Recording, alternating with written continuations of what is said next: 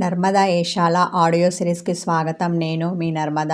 నేను రాసిన ఈ భార్యాభర్తల ప్రేమ కథని నేనే మీకు వినిపిస్తున్నాను. అరోగెట్ హస్బెండ్ భాగం 19. ఆమె వైపు చూడకుండా, ఏమీ మాట్లాడకుండా మౌనంగా తన పనిలో తాను చేసుకొని పోతున్నాడు తరుణ్. బావ ఎందుకిలా మారిపోయాడు? నందులో అనుమానం మొలకెత్తింది. బావ మా పెళ్లిలో ఇంకా పెళ్లి తర్వాత జరిగిన కార్యక్రమాల్లో నాతో ఎంత చనువుగా ఉన్నాడో, ఇప్పుడు ఎందుకని దూరంగా ఉంటున్నాడు? ఇప్పుడు నేను అతని భార్యను కదా! ఇప్పుడు కదా నా పట్ల ఎక్కువ చనువు చూపించవలసింది. మరెందుకిలా దూరంగా ఉంటున్నాడు? నాతో ఒక్క మాట కూడా మాట్లాడడం లేదు. అసలు నేనెవరో అన్నట్టుగా చూస్తున్నాడు బాధతో అనుకుంది నందు. నందు ఆలోచనలన్నీ తరుణ్ చుట్టే తిరుగుతున్నాయి. ఆమె కళ్ళు అనుక్షణం అతన్నే వెతుకుతున్నాయి. అతని చెంత చేరి మనసారా మాట్లాడాలని ఆమెకు ఉంది. అతనితో టైం స్పెండ్ చేయడం కోసం ఆశగా ఎదురు చూస్తోంది. రోజులు గడుస్తున్నా ఆమె కోరిక నెరవేరడం లేదు. పెళ్ళంటే ఇంతేనా? ప్రశాంతంగా ఉన్న నా మనసులో తీరని వెదను నింపడమేనా? వలపే తెలియని నా గుండెలో కొండంత ప్రేమను పుట్టించడమేనా? ఇందుకోసమేనా నాతో ఆ చనువు? తీరా నాలో ప్రేమ పుట్టాక ఇలా దూరం పెట్టడమేనా బావ ఉద్దేశం? ఏమిటో నాకంతా అయోమయంగా ఉంది. నాకు తెలిసిన కొత్తగా పెళ్ళైన జంటలని చక్కగా సినిమాలు చూస్తూ, షాపింగ్ చేస్తూ, పార్కులలో షికార్లు కొడతారు. ఇలా ఎవరికి వారు యమునా తీరు అన్నట్టుగా ఉండడమైతే నేను చూడలేదు. ఇలా నన్ను పట్టించుకోకుండా ఉండడానికైతే పెళ్లి చేసుకోవడం ఎందుకు? సోలోగా హ్యాపీగా బ్రతికేయొచ్చు కదా! ఇలా ఎదిగి ఎదగని ఆమె మనసులో ఎన్నెన్నో ప్రశ్నలు, మరెన్నో సమాధానాలు తెలియని ప్రవళికలు. ఆ రోజు రాత్రి భోజనాలైన తర్వాత తమ్ముళ్ళ కోసం పక్కలు వేస్తోంది నందు. ఇంతలో ఆ ఊరిలో ఉన్న బంధువు ఒక ఆవిడ ఏదో పని మీద వచ్చింది. వెంకటలక్ష్మితో కాసేపు మాట్లాడి తనకు కావలసిన పదేదో తాను చూసుకుంది. ఆ తర్వాత ఇంటికి వెళ్ళబోతూ గదిలో పక్కలు వేస్తున్న నందు దగ్గరికి వచ్చింది. ఏమే పిల్ల, మీ ఆయనకు చాప వేశావా? పల్లెటూరి మాండలికంలో అడిగింది. నందుకు అర్థం కాలేదు. అయోమయంతో తల తిప్పి ఆమెను చూసింది. ఆయనకు పడుకోవడానికి మంచం ఉంది. చాపతో ఏం పని అనుకుంది. కానీ ఆ ముక్క బయటకి అనలేదు. ఇంతలో అక్కడికి వచ్చిన యమునతో, అవును యమున, మీ మరదలు మీ తమ్మునికి చాపేసిందా? ఆరగా ఆమెను అడిగింది. ఇంకా లేదు, ముసిముసిగా నవ్వింది యమున. అని ముక్కున వేలేసుకున్న ఆమె, ఇంకా లేదా, ఇంకెప్పుడు వేస్తుందట? బుగ్గలు నొక్కుకుంటూ ఆ గదిలో నుండి బయటికి వెళ్ళింది. వదినా, ఆ పెద్దావిడ ఏమడిగిందో నాకు అర్థం కాలేదు. ఇంతకీ ఆమె దేని గురించి అడిగింది? తెల్లముఖం వేసుకుని యమునను చూసింది నందు. వాళ్ళకేం పనిలేదు, ఏదో ఒకటి అడుగుతూ ఉంటారు అనేసి చిన్నగా నవ్వుతూ అక్కడి నుండి వెళ్ళింది ఆమె చెప్పకపోవడంతో, ఏమోలే, ఈ ఊరు భాష నాకు అర్థమై చావదు అనుకుంది నందు. అక్కడ పక్కలు వేయడం అయిపోవడంతో మరొక గదికి వచ్చి తాము పడుకోవడానికి పక్కలు వేసి భ్రమర, శోభన వాళ్ళ పక్కన పడుకుంది. మరుసటి రోజు మరొక ఆవిడ, ఏమే పిల్ల, ఇప్పట్లా మీ ఆయనకు పక్కేశావా? నందు పక్కన చేరి గుసగుసలాడింది. ఆ పెద్దావిడ అలా అడిగేసరికి నందుకి చిర్రెత్తుకొచ్చింది. పిసుగ్గా ఆమెను చూసింది. ఈ ఊరి వాళ్ళకేం పనిలేదు, నా దగ్గరికి వచ్చి పనికిమాలిన మాటలు మాట్లాడుతూ నాకు అర్థం కాని ప్రశ్నలు వేస్తున్నారు. ఆయనకంటూ సపరేట్గా గది ఉంది, మంచం ఉంది. నేను ఈ చాపలు పక్కలు వేయాల్సిన అవసరం లేదు ఉడుకుబోతుతనంతో అనుకుంది. పైకి వాళ్ళతో ఏమీ అనక మౌనంగా తన పని తాను చూసుకుంది. ఈ పిల్లను అడిగినా ఏం మాట్లాడదు, ఏం చెప్పదు అని చిన్నగా గొనుక్కుంటూ ఆ పెద్దావిడ వెంకటలక్ష్మి దగ్గరకు వచ్చి ఆమెను అడిగింది. ఆమె ఇంకా లేదని సమాధానమిచ్చింది. ఇంకా లేదా? విస్మయంతో అన్న ఆవిడ ముక్కున వేలేసుకొని వెళ్ళింది.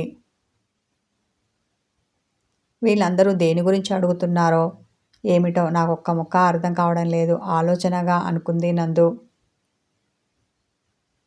అదేమిటో కానీ రోజురోజుకి నా గుండె బరువెక్కుతోంది. రెక్కలు ఉంటే ఇప్పుడే ఎగురుకుంటూ పట్నం వెళ్ళిపోవాలని ఉంది. నాకంటూ ఇన్నాళ్ళు ఉన్న నా చిన్ని ప్రపంచంలో స్వేచ్ఛగా జీవించాలని ఉంది. నా పుస్తకాలతో, నాకున్న కొద్దిపాటి స్నేహితులతో సంతోషంగా గడపాలని మనసు ఉవ్విళ్ళూరుతోంది. కానీ ఇది సాధ్యమేనా? బావ నాతో మాట్లాడితే ఈ విషయం అడగాలని ఉంది. కానీ ఆయన మాటలే కరువయ్యాయి. రాత్రి నిద్ర పట్టక పడుకున్న నందు ఇలా ఆలోచిస్తోంది. తరుణ్ పెదనాన్న లక్ష్మయ్య ఇంట్లో పూజ ఉంది. వాళ్ళు కూడా అదే ఊరిలో ఉంటారు. కాకుంటే వాళ్ళ ఇల్లు తరుణ్ వాళ్ళ ఇంటికి కాస్త దూరంలో ఉంటుంది. తరుణ్ ఇంట్లోని సభ్యులందరూ ఉదయమే రెడీ అయి లక్ష్మయ్య ఇంటికి వచ్చారు. ఆ రోజంతా అక్కడే ఉన్నారు. పూజా కార్యక్రమాలతో వారికి రోజంతా బిజీగా గడిచింది. రాత్రి అయిన తర్వాత భోజనం చేసి యమున, శోభన, భ్రమర ఇంకా నందు తమ్ముళ్ళు అందరూ తరుణ్ ఇంటికి వచ్చారు. నందిత ఇంకా ఆమె అత్త వెంకటలక్ష్మి అక్కడే ఉన్నారు. అందరి భోజనాలు అయ్యేసరికి బాగా చీకటి పడింది. వెళ్ళాలి అనుకున్న వాళ్ళు త్వరగా తినేసి వెళ్ళారు. వెంకటలక్ష్మి అక్కడే ఉండాలి అనుకుంది. అందుకని నందితను ఉంచుకొని తాను కూడా అక్కడే ఉంది. భోంచేసిన తర్వాత పక్క మీద నడుము వాల్చారు అందరూ. ఇంతలో అక్కడికి తరుణ్ వచ్చాడు. నందు అతన్ని చూసి పడుకొని ఉన్నది కాస్త లేచి కూర్చుంది. ఆమెతో పద ఇంటికి వెళ్దాం అన్నాడు. అది ఇక్కడే ఉంటుంది, నువ్వెళ్ళు. నందు పక్కనే పడుకొని ఉన్న వెంకటలక్ష్మి తరుణ్తో అంది. ఇక్కడ వద్దు, నేను తీసుకొని వెళ్తాను తల్లితో అన్నాడు అతడు. ఒక్క రాత్రి ఇక్కడ పడుకుంటే ఏమవుతుంది? రేపు నేను వచ్చేటప్పుడు దానికి కూడా తీసుకొని వస్తాను. నువ్వెళ్ళు విసుక్కుంది ఆమె. నందు అక్కడ పడుకోవడం తరుణ్కి ఇష్టం లేదు. మనకు ఇల్లు లేదా? ఒకటే ఊర్లో ఉండి వేరే వాళ్ళ ఇంట్లో పడుకోవడం ఎందుకు? నేను దాని ఇంటికి తీసుకొని వెళ్తాను. అంతగా పని ఉంటే రేపొద్దున మళ్ళీ నేనే తీసుకొని వస్తాను కోపంతో అన్న అతడు మొండికేశాడు. నేను చెప్పాల్సింది చెప్పాను, ఇక నీ ఇష్టం అన్న వెంకటలక్ష్మి కళ్ళు మూసుకొని పడుకుంది. వాళ్ళిద్దరి మాటలు వింటుంటే నందుకి ఉండాలో వెళ్ళాలో అర్థం కాలేదు. నందు, నేను రమ్మని చెప్తుంటే ఇంకా అలాగే కూర్చున్నావేం? పద వెళ్దాం కోపంగా ఆమెను చూశాడు. భయంతో నందు లేచి తరుణ్ణి అనుసరించింది. ఇద్దరూ గుమ్మం దాటి వీధి వాకిట్లోకి వచ్చారు. అందరూ పడుకున్నట్టున్నారు. వీధి అంతా నిశ్శబ్దంగా ఉంది. కుక్కలు కూడా రోడ్డు మీద ముడుచుకొని పడుకున్నాయి. వీధి లైట్లు మినుకు మినుకుమంటూ వెలుగుతున్నాయి. ఇంతలో ఒక కుక్క వీళ్ళను చూసి భౌమని మొరిగింది. నందు భయపడి తరుణ్ చేతిని గట్టిగా పట్టుకుంది. తరుణ్ దాన్ని తరిమాడు. ఆ తర్వాత తరుణ్ నందు చేయిని పట్టుకొని నడుస్తున్నాడు. అమ్మయ్య, ఇప్పుడు మాతో ఎవరూ లేరు. పెళ్ళైన తర్వాత మొదటిసారిగా ఏకాంతం దొరికింది. తనతో బోలెడు విషయాలు మాట్లాడాలి అనుకున్న నందు హుషారుగా బావా అంటూ ఏదో చెప్పబోయింది. తరుణ్ తన చూపుడు వేలిని తన పెదాల మీద పెట్టుకొని ష్ అన్నాడు. ఆమె విస్మయంతో అతన్ని చూసింది. నువ్వేమీ మాట్లాడకు, ఇది పల్లెటూరు. పైగా రాత్రి ఊర్లో వాళ్ళందరూ పడుకున్నారు. చూశావుగా ఎంత నిశ్శబ్దంగా ఉందో. కుక్కల అరుపులు తప్ప మరేమీ వినిపించడం లేదు. ఇప్పుడు నువ్వు మాట్లాడావనుకో, స్పీకర్ పెట్టి మాట్లాడుతున్నట్టుగా ఇంట్లో పడుకొని ఉన్న వాళ్ళందరికీ నీ గొంతు వినిపిస్తుంది. వాళ్ళు ఎవరా అని చెవులు రిక్కిస్తారు. ఇంకా చెవులు వినబడని ముసలివాళ్ళు అయితే తలుపు తీసుకొని మరీ బయటికి వచ్చి ఎవరది అంటూ గదమాయిస్తారు. మనల్ని చూసి మీరా అని నవ్వుకుంటూ ఇంట్లోకి వెళ్తారు. రేపొద్దున ఊరంతా మన విషయమే మాట్లాడుకుంటుంది.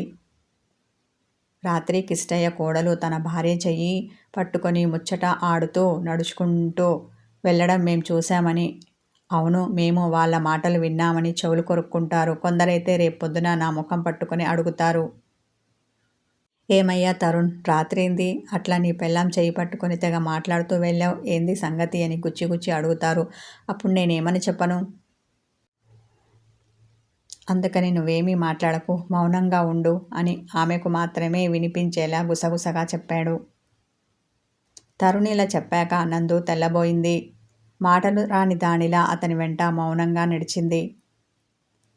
లేక వచ్చిన ఒక్క అవకాశం తనివితీరా మాట్లాడుకునే భాగ్యం కూడా లేదు. ఏం పల్లెటూరో ఏంటో అనుకొని భారంగా నిట్టూర్చింది. పోనీలే, మాట్లాడుకుంటే ఏమైంది? ఇలా బావ చెయ్యి పట్టుకుని ఊరి వీధుల్లో నడుచుకుంటూ రావడం థ్రిల్లింగ్గా ఉంది అనుకోగానే ఆమెకి ఎంతో సంతోషం వచ్చింది. ఎంత నడిచినా ఇల్లు రాకుండా ఉంటే బాగుండు. ఇలాగే బావ చెయ్యి పట్టుకొని నడుచుకుంటూ ఎంత దూరమైనా, ఎంత చీకటిగా ఉన్నా హాయిగా వెళ్ళొచ్చు. బావ పక్కనుంటే ఆ సుఖమే వేరు. అదే ఇప్పుడు ఇంటికి వెళ్ళాము అనుకో, నా చెయ్యి వెంటనే వదిలేస్తాడు. నన్ను అన్నోన్ పర్సన్లా చూస్తాడు అనుకుంది. ఉత్సాహంగా అతని అడుగులో అడుగు వేస్తూ, అతని చేతి స్పర్శలోని కమ్మదనాన్ని ఆస్వాదిస్తూ, తన్మయత్వంతో ఊహల్లో తేలుతూ నడిచింది. తరుణ్ కూడా ఆమెతో అలా నడుచుకుంటూ వెళ్ళడం ఎంతో బాగుంది. ఆమె సాన్నిధ్యాన్ని ఆస్వాదిస్తూ ప్రేమ నిండిన కళ్ళతో ఓరగా ఆమె వైపు చూస్తూ తనలో తాను ముసిముసిగా నవ్వుకుంటూ నడుస్తున్నాడు.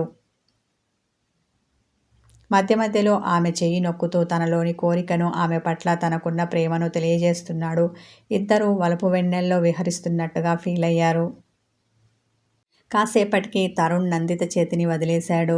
ఒకలాంటి ట్రాన్స్లో ఉన్న నందు తరుణ్ ఆమె చేతిని వదిలేయగానే వాస్తవంలోకి వచ్చింది.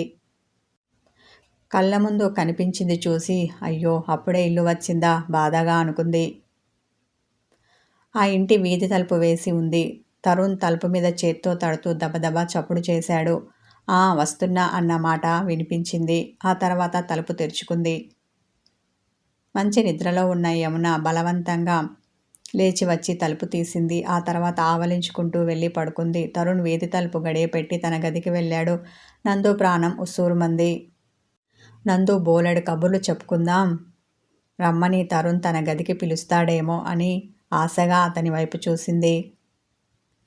అతను ఆమె వైపు చూడకుండానే తన గదికి వెళ్ళాడు. నందు గాఢంగా ఒక నిట్టూర్పు విడిచి యమున పక్కన పడుకోవడానికి ప్లేస్ ఉంటే అక్కడ నడుము వాల్చింది.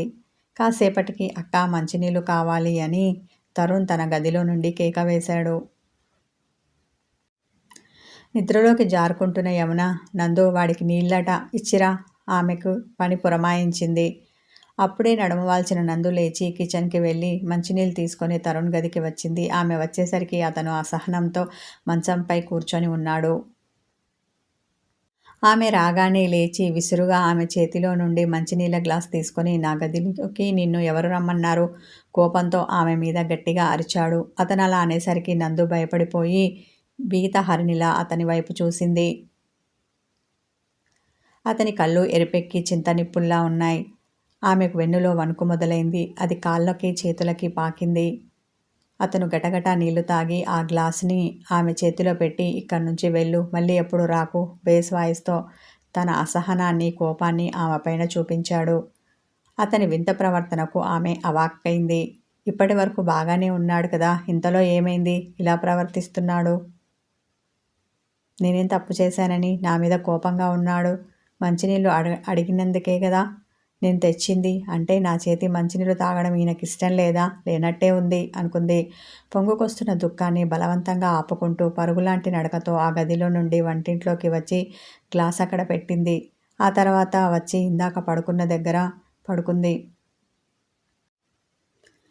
ఎంత ఆపుకుందామన్నా దుఃఖం ఆగడం లేదు. గట్టిగా ఏడిస్తే అందరికీ వినిపిస్తుంది, వారికి నిద్ర డిస్టర్బ్ అవుతుంది అనుకొని దుఃఖాన్ని ఉగ్గబట్టింది. కానీ అలా ఎంతసేపు ఆమె వల్ల కాలేదు. లోలోన కుములుతూ సౌండ్ రాకుండా మౌనంగా ఏడ్చింది. కన్నీళ్లు ఆమె చెంపల మీద నుండి ధారాళంగా కారుతూ ఆమె తలగడను తడిపేశాయి. ఇంతవరకు తన భర్త సన్నిధిలో అతని చెయ్యి పట్టుకొని ఆ చల్లని వెన్నెల్లో విహరించిన ఆమె మనసు ఒక్కసారిగా ఎడారిలోకి విసిరివేయబడ్డట్టు ఫీలైంది. ఎడారి వేడి లాంటి అతని చూపుల సెగను తట్టుకోవడం ఆమె కష్టంగా మారింది. కథ కొనసాగుతుంది. Hi viewers and my channel members, మీ అందరికీ హ్యాపీ న్యూ ఇయర్. మీ అందరి ఆదరాభిమానాలు నా పట్ల ఇలాగే ఉండాలని ఆశిస్తున్నాను. Thank you.